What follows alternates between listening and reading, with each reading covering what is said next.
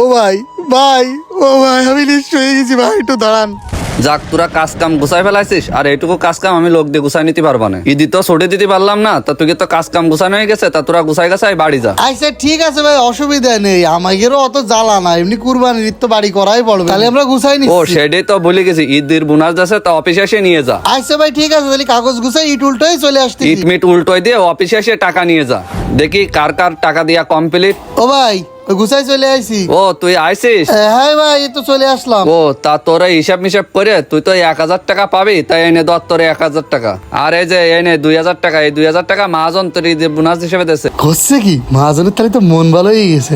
ও ভাই তাহলে কি ঈদ বোনাস হিসেবে 2,000 টাকা দিয়েছে? যাক ভাই ভালো হয়েছে, তাহলে ওই এবার আর মুরগির গোস্ত কিনবো না, এবার গরুর গোস্ত কিনবো ভাই। তাহলে আসি ভাই, হ্যাঁ ওই চলে যাচ্ছি, ওই তাড়াতাড়ি যে এবার গাড়ি ধরতে হবে তো। হ্যাঁ হ্যাঁ, বাড়ি যাই ফোন দিস না, আর এবার তো সিজন শেষ, আর আল্লাহ বাসায় রাখলে সামনের বার দেখা হবে না তোর সাথে। হ্যাঁ ভাই সামনের সিজনে আমি আর যে মাইজি ভাই আছে, আমার মাইজি ভাই ছোট ভাই নিয়ে আসবেন, তাহলে দেরি না করে আমি গেলাম, টাকাটা এই জায়গায় নিয়ে নি, তাহলে নিরাপদ হবে না ভাই। আসি, আসসালামু আলাইকুম। ও ভাই যাবা ওইদিকে, কিরাম চলে যাচ্ছে? ও ভাই ওই টার্মিনাল পর্যন্ত যাবেন? আর না গেলে আর কি করার ভাই, কিরাম বাজার কিরাম রাস্তা সব মনে আছে, মার্কেটের দিনই যাবে, টার্মিনালে কোনো গাড়ি যাবে না। তাহলে আবার কিরা ফোন দিচ্ছে দেই, আবার এখন অসময় ফোন দিচ্ছে, হেই বাড়িওয়ালা ফোন দিচ্ছে, হ্যালো এ মনির মা, আর কইয়ে না, ঈদের বাজার তো কোনো গাড়ি আসছে ওজন দিকে যাতেই যাচ্ছে না, সব যাচ্ছে সোজা রাস্তায়। টার্মিনালে যাব কি রে, এইতে 6-7 কিলো পথ, এই কি আইটি যাওয়া সম্ভব? আর দেখতেছি দেখি চলে আসবানে।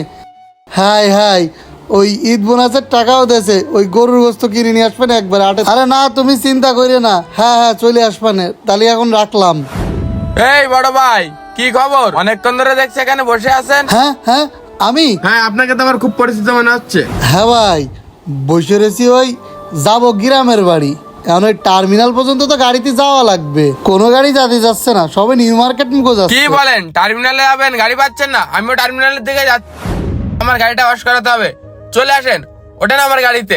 ও ভাই আমি কিন্তু ওই মনিরামপুরের গাড়িতে উঠবো, মানে যেই টার্মিনালেতে উঠলি মনিরামপুর যাওয়া যাবে ওতে উঠবো। আপনারা তো মনে আছে এই দিক দিয়ে যাই এখানে যাওয়া হবে সে না। ভাই বুঝতে পারছি, 5-7 বছর গাড়ি চালাচ্ছি আমি এই রোডে, আপনি আমাকে টার্মিনালে যাচ্ছেন? ওঠেন ভাই, দেরি করেন না, তাড়াতাড়ি যেতে হবে তো, আপনি আবার বাড়ি যাবেন তো। ভাই আমারও প্রাইভেটে যাওয়ার টাকা নেই, প্রাইভেটে তো মেলা টাকা ভাড়া। আমার মা অতবার বিয়েতে গেলাম, মানে দেখলাম 1-2 কিলো পথের জন্য 4,000 টাকা ভাড়া নেছে। তুমি তো ভাই চালক, তোমার কাছে ভাড়া চাইছি আমি, তুমি এই রোডে যা ভাড়া 50 টাকায় দিয়ে নে, আর 50 টাকা না হলে তোমার যা